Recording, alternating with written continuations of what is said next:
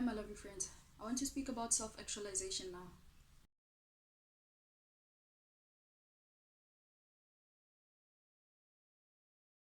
I want to describe it from my own perspective. I feel like self actualization is being hyper aware of yourself and who you are. That's literally all about it. Be hyper aware of who you are, where you've been, the experiences you've had, all the lessons that you have had, um, who you are now, the type of environment you're in now, what it's doing to you, what is it that what is it that you're doing to become better in the environment. Are you trying to be better? Are you trying to dominate? Are you trying to leave or escape? Are you trying to move? How long is it going to take you? What are you trying to achieve? How many other things are you trying to achieve? Are you being honest with yourself? What type of personality do you have? How many personalities do you have? Do you know which one to pull out of the hat when necessary? Are you aware of your choice of words? Do you understand the perspectives that you have on the world and on people? Do you understand that there are alternative realities that you have that could have been but are not? Do you understand that there are different futures that exist of you that you are not aware of? Do you understand your options available to you now, along with opportunities? Do you understand all your flaws? Do you know why you are the way that you are? Are you trying to change anything? Is it possible? How far do you think you'll go? Are you aware of your limitations? Are you aware of your potential? Uh, are you just conscious, man? Self actualization is actually a kind of intelligence, if I must say. And I keep saying that there are people who, especially when I speak about goals and sort of forecasting into your life, there are people who have no idea what will happen or what type of person they will be in the next 10 months. No idea. It's currently Feb 2024. There are people who cannot tell you what they're going to do next month. There are people who cannot tell you what's going to happen with their lives in the next 2 months. Never mind 5 year plans. Never mind 30-year plans, 50-year plans. Forget that. I'm speaking about a year.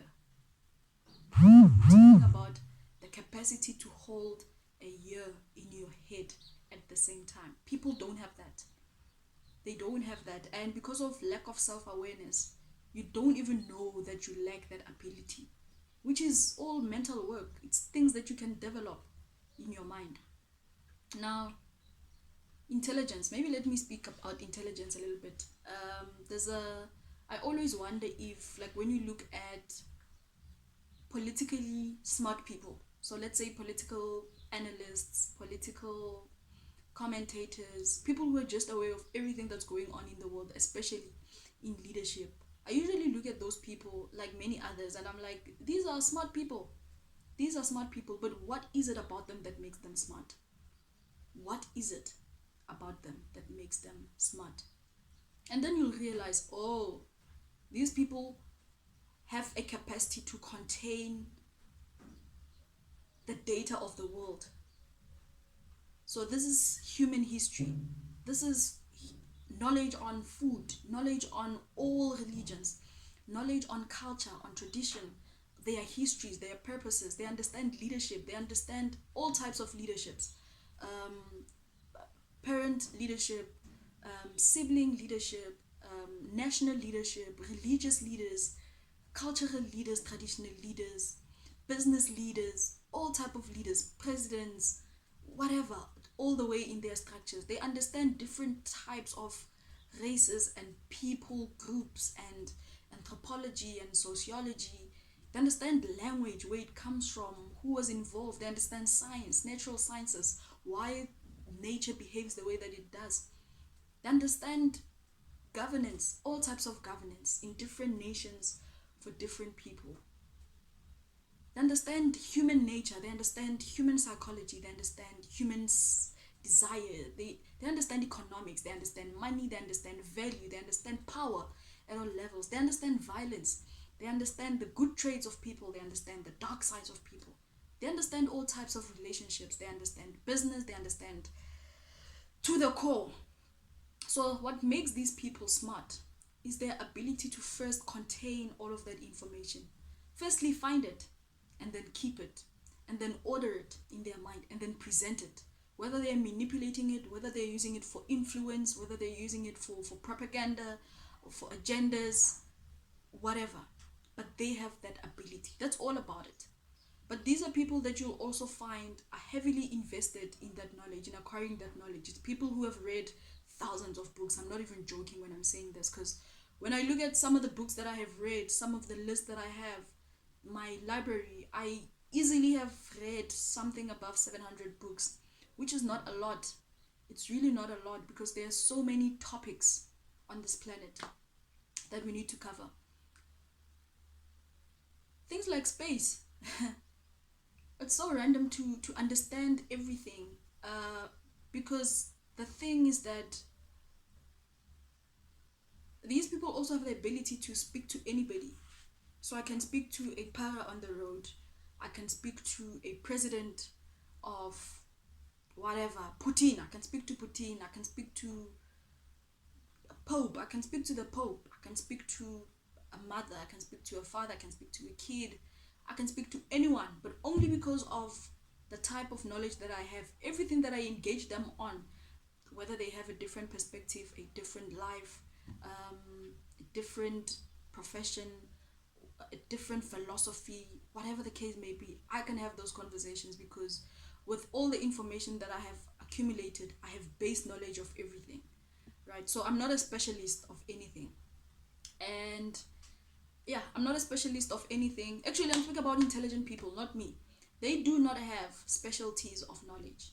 They know everything about everything. And of course, in their heads, they're like, there's so much more to know. And of course, there's always so much more to know because a lot more people are becoming smarter, a lot more people are becoming aware, a lot more people are writing, a lot more people are having platforms where they speak their opinions. And it's through the accumulation of all of these sort of different perspectives, intel, information, like it's a whole thing. It's a whole intellectual space, as much as we say they're intelligent. And then when it comes to language and presenting ideas and getting people to buy into whatever it is that you believe in, um, it's tricks. We can call it tricks, but it works and it has been proven to work, and because you have the history and you understand how people consume information and you understand maybe the forces that are against that type of information based on censorship, based on propaganda, based on agendas, based on mass media and all of these things, you almost kind of know how to navigate yourself and around people and around different spaces.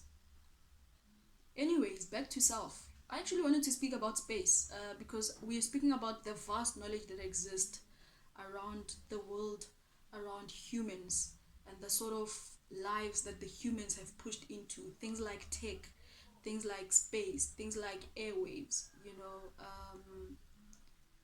Yeah, there's just so much. That's why once you start on your journey of knowledge seeking, there's no going back. 8 minutes into the video, there's no going back because there is so much to know about life. There's so much to talk about. There's so much to understand, and all of it must come back to you. You know. So I sit and I think the intelligent people that we think are intelligent, that we perceive as intelligent, who are able to display their intelligence using knowledge and other forms of soft power, let's say. Um, we often aspire to be like them in a certain way, for different reasons, but I want to take it back to self and being self actualized is when you are able to hold the average life in South Africa. Life expectancy, I think it's 65. You should be able to hold 65 years of every day to day in your own mind. This is your life. This is your life. I'm turning 30 soon. So, and that's why I started journaling a lot more, because I said to myself, I need to be able to consolidate 30 years of my life and be like, I understand why I'm where I am today, and then start crafting forward. We have wishes, we have dreams, we have aspirations and whatnot. But there are certain things that you need to understand. For example, when I look at my childhood or my 30 years of life, let's say, you can tell that, oh, you are here because of all these things that has happened if they had been done differently, if your consciousness happened sooner and you started seeing things differently earlier, if you had made different decisions, you could have ended at different places. So what this tells me is that all of those lives exist now. All of them exist. There are different versions of me that exists in those time frames. Same with the future. There's an analogy that I like, that I'm trying to understand deeply, that there is no future, there's only now. Which means the person that you're trying to be is not like somewhere in 2035. That person can exist now. You just need to switch into that type of frequency. That's all you need to do, because there's no real time, let's say, a linear time. And I'm thinking of an idea that I wanted to speak about, the idea of age. I saw a video by Gary Vee, and he was saying that stop thinking that you are old. You are not old. You are very, very, very, very young. Speak to 50-year-olds, 40-year-olds, and listen to how young they feel.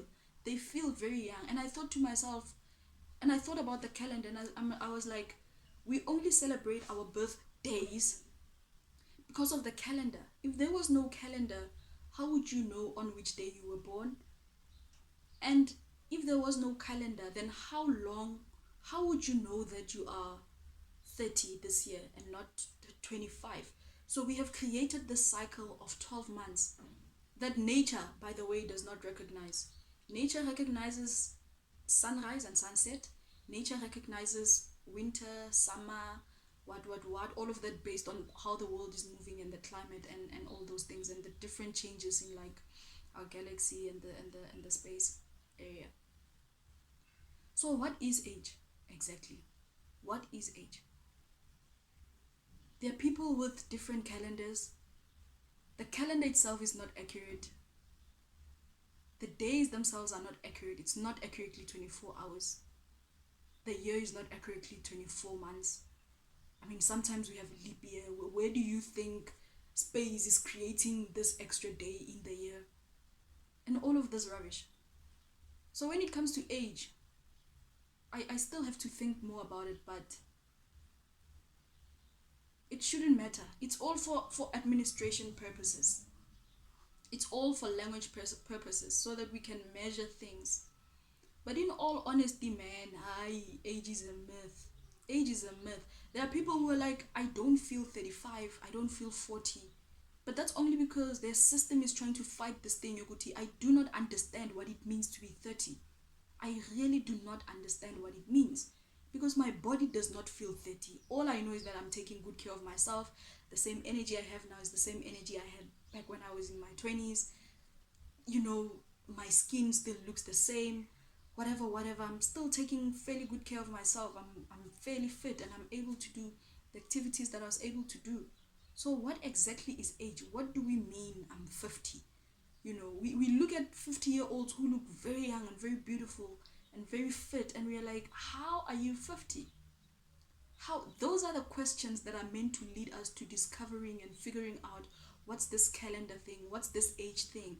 A lot of us feel very weird when you turn 30, when you turn 25 and you're having a quarter life crisis, when you're turning 35, 40 and you're having a midlife crisis.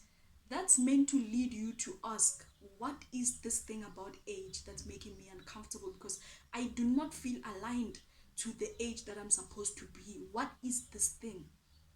Anyways, so your intelligence should be about your ability to hold in your mind 65 years or 100 years of life.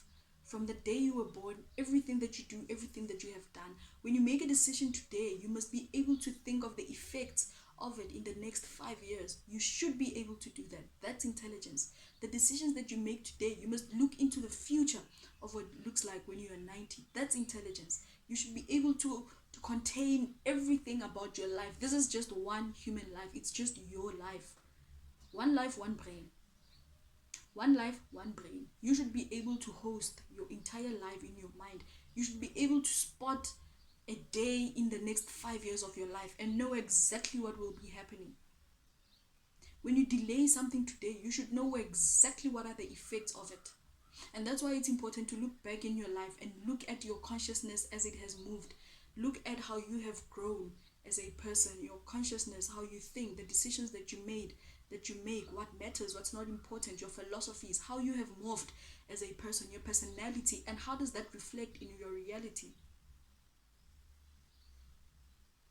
So think about it. I hope it makes sense. I hope it gives you something to think about. We can always engage on my Facebook, on YouTube, on my WhatsApp. Anytime, let's have a chat. You can comment down below as many times as you want on one video, just to push that engagement, and then we can talk about different parts of this video.